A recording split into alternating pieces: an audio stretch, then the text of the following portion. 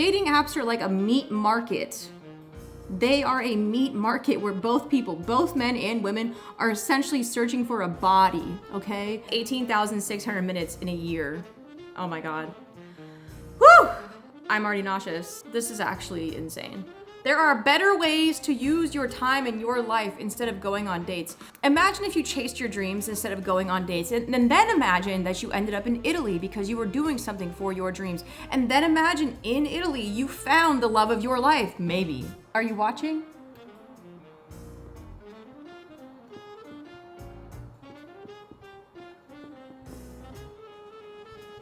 Y'all see that? Decentering men doesn't mean hating them. Although, if you are traumatized or hurt, I'm not going to tell you how to process your trauma or your pain.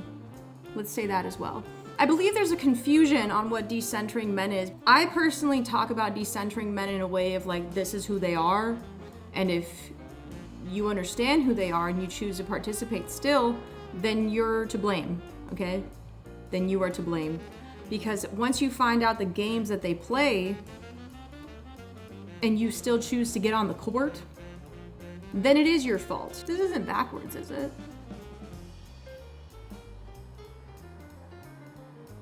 I hope not. I believe these are the three main things that will help you at decentering men in your life so that you stop performing for them. I believe decentering men is decentering the performance for them. And three things that fall under that performance are the male gaze, okay? The way you talk, the way you walk, the way you act, the interests you have, the way you dress. Because even if a man isn't around you, you oftentimes feel like a man is watching you. Even with religions, it feels like there's a daddy in the sky watching your every move. The other big component is dating culture, and alongside it, hookup culture. How much time are you realistically spending on these fucking dating apps, all right? Dating apps are like a meat market. They are a meat market where both people, both men and women, are essentially searching for a body, okay? I've seen some videos of how men scroll these said dating apps, and they say yes to all of them, okay? They are playing it as a numbers game. Okay? And then of course, the love sham, the Prince Charming that's supposed to fucking save you, okay? Because you don't know how to save yourself. At least not yet. So obviously the male gaze, every day you wake up, you decide on what you're gonna wear for the day, where you are going for the day, you're planning your outfits. There is a degree of that is just for you, okay? I'm not saying that you need to throw away all your cute outfits. I'm not saying that you need to throw away all your makeup, okay? That's not what I'm saying at all. But what I'm saying is that when you do these things, what is your intention behind them? Are you trying to perform for the men in your life, okay? If you are not doing these things simply for yourself, then that means you are centering the male experience in your mind entirely. Because if you're simply going to the grocery store and you're thinking, well, what if I meet my husband there? Why couldn't you just simply go to the fucking grocery store and get the things that are on your list? Why did you have to automatically assume that a man is gonna be at the grocery store for you to find? Where did this idea come to you where you feel like you constantly have to be ready for the eyes of a man? That is called the male gaze. It's not just about how you look, it's literally the fact that you are always anticipating a man seeing you, always anticipating a man judging you, okay? Because I even know how some moms also put this male gaze on their daughters where they tell them, you gotta always be ready because you never know who you're gonna meet, honey. If you wanna get a man, you have to do this, you have to do that. It's insane. So not only is the media telling you that you need to perform for a man and telling you to buy these creams, buy these outfits, but your own fucking family's telling you. Your own parentals are telling you, so of course you're gonna trust them, of course you're gonna listen to them, right? Instead of being told, get ready for yourself so that you love yourself. Get ready and take care of yourself so that you build good habits and routines for yourself. Because there's nothing wrong with taking care of yourself, but you have to remember the intention behind the reason that you are actually getting ready for yourself. For me personally, when I was going on my healing journey after becoming sober, I had a routine that I was going with, and I still do to this day. I made sure to take care of myself for myself, like that actual self-care. I didn't have this idea that I was gonna do my skincare and that I would attract a man with really good skin. I wasn't going about getting waxes and thinking, oh yes, I need to do this for a man. It was all for me. So that's what it actually means when you are decentering the male gaze. Within dating culture, I find that people are going on these apps as if they are meat markets, okay? No one is actually looking for a real connection with people. How could you actually build a connection with people when you are just reading a bio of them online, looking at a few pictures, and then deciding from that you trust this individual and that you're gonna go on a date with them? Because you should believe half of what you see and half of what you hear, right? Honestly, let's look up this stat because I'm curious. I'm sure ChatGPT will give me something. Do you have an estimated stat on how much time women use in a calendar year on dating apps or even on dates as well? Let's see what's said.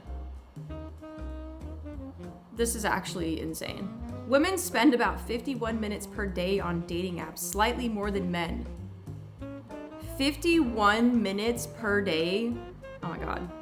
I'm already shocked. That's 18,600 minutes in a year. Oh my God. Whew! I'm already nauseous. I don't go on dating apps, so I'm like shocked right now. Tinder reports that women log in around 11 times per day, averaging about 8.5 minutes per session. Oh my goodness. This is crazy. An average American spends about 8 months on dating apps, swiping about 4,000 profiles before finding a partner. In surveys, most US adults report between 1 and 15 first dates, about 14% having gone on more than 15 first dates. YouGov reports 39% of adults rarely or never go on dates. Single people go out less often. So combining these activities, 310 hours a year on apps, 60 hours a year on dates for moderate dating frequency, totaling 370 hours a year dedicated to dating activity, roughly 10 hours per week. You are working a part-time job dating. A part-time job. And you're not being paid anything, but you are literally wasting time searching for someone who is likely just as broken as you are. Because if people are going on these dates so frequently, if people are searching for something outside of themselves so frequently, I don't think those are healed people. And I think this way about men and women. I don't think it's a healed activity to constantly be wasting your time out dating, okay? There are better ways to use your time in your life instead of going on dates. Imagine if you chased your dreams instead of going on dates, and then imagine that you ended up in Italy because you were doing something for your dreams. And then imagine in Italy you found the love of your life, maybe. And this is me creating a story, right? But how would you ever get to Italy if you spent at least 10 hours a week on fucking dating instead of working on your dreams, instead of working on things that you actually care about?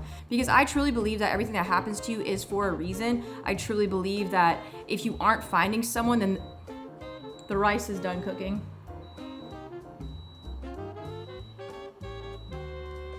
I truly believe that if you are wasting your time dating, then you are not putting enough time into yourself, because 10 hours a week, and I'm sure it's more than that. I'm sure there's many people that date much more than that, because realistically, we're also not counting the time that it takes for you to get ready for dates. We're not counting the time that it's taking you to travel to and from dates.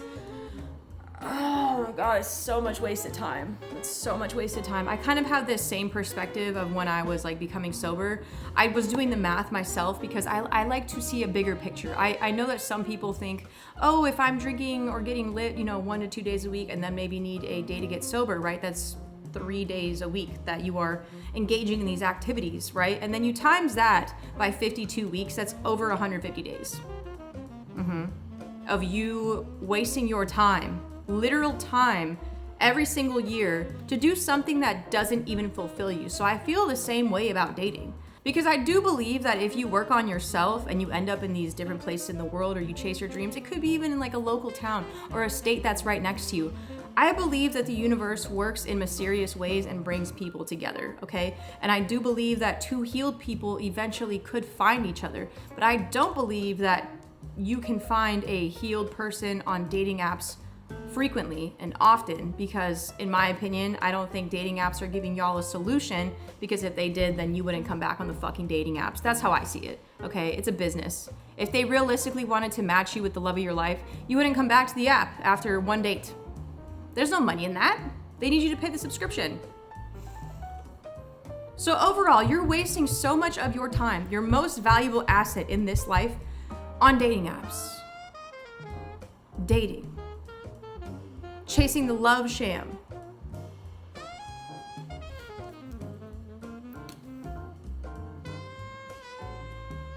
And speaking of love sham, decentering the love sham is very important, especially for women. Women have been sold a completely different fantasy about love.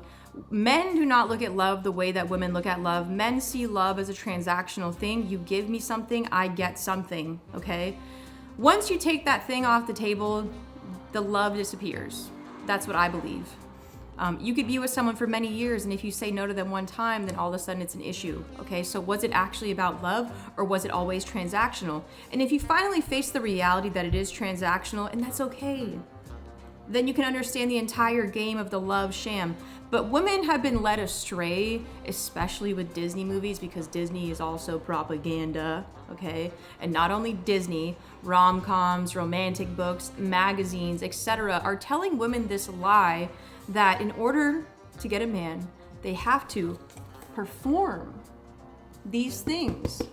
And if they do it just right, if their performance is Emmy worthy, Oscar worthy, then they will get the man of their dreams. And I really don't believe that, because I think that men and women need to do real healing work. And if we know that most women are the ones that are going to therapy and most men are not, because in their eyes, therapy is kind of stigmatized, their mental health is stigmatized because that's how it works in their own hierarchies, then it does not make sense that women will find a healed man out there. I think right now we have this toxic cycle of hurt people hurting people, and that's kind of why we are in the situation we are in society, especially with dating, especially with marriage, especially with having baby moms and kids with people that you don't actually fucking care about. Then to me, on a logical level, it does not make sense for you to assume that you will find this love of your life if you haven't become your own love of your life first. And I feel this way with men and women. Men and women are being fed two completely different storylines and two completely different lies. So when we come together, we're not compatible, okay?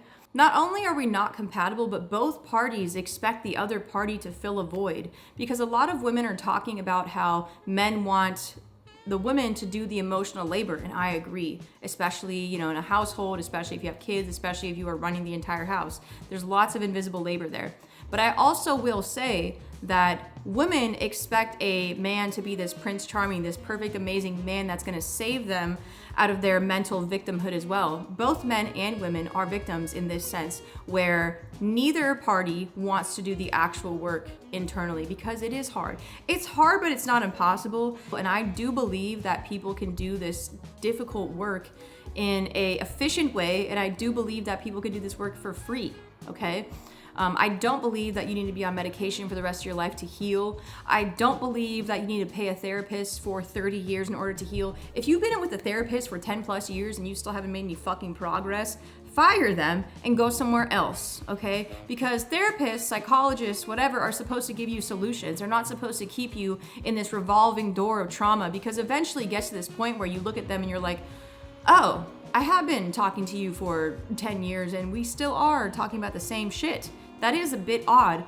And it's not just to put the blame on the therapist, it's also about who you are as a person, because therapists also can't force you to heal. Therapists also can't force you to grow. Therapists can't force you to let go of that victim mindset and to stop putting yourself in bad situations. It gets to a point of you needing to be accountable for your own actions, okay? But in reality, the men don't believe that they are the Prince Charming. That is not even part of their fucking storyline, okay? That is not part of their fucking storyline. That is not part of their prerogative on this planet, okay? There's a small percentage of men, maybe, and I'm reaching here by saying 5%, that believe they're supposed to be some sort of Prince Charming to save you. Because in reality, the men don't even want to save themselves. So how do you expect someone that doesn't save themselves to save you, okay? And the same could be said for women. How do you expect someone to save you if you can't save yourself? It doesn't make any fucking sense. Both people, both men and women, are expecting someone else to do the work for them, when in reality, all the work that we're supposed to do is by ourselves, okay? It is internal. And the world will never heal until people understand this, because every single person on this planet, billions of us, have to do this internal work. Otherwise, we just keep ending up in this trauma cycle where hurt people hurt people. Decentering the world and the world's expectations on you equals recentering your own world and your own highest expectations of yourself. Because in reality, you are completely responsible for your life and the way it turns out. After a certain point, yes, you can have trauma that you've lived through and you've made it, right? But then it gets to a certain point where you realize that you are in fact hurting your own self by trying to center the world's expectations on you and trying to center the male experience, instead of centering yourself and taking care of yourself and loving yourself and actually doing the harder work that truly makes it so that nothing outside of you can hurt you. Because like I said, eventually the person that is hurting you the most is you. So stop performing for the men, stop performing for the world, and start putting on a show for yourself. If you like this video, don't forget to subscribe, don't forget to like, don't forget to comment, and don't forget to come back and hit that notification bell, because I do have a lot of more reality shattering videos to share with y'all, and I hope that I can keep creating for y'all in a way that is authentic for me and in a way that resonates with y'all. So I appreciate all of you.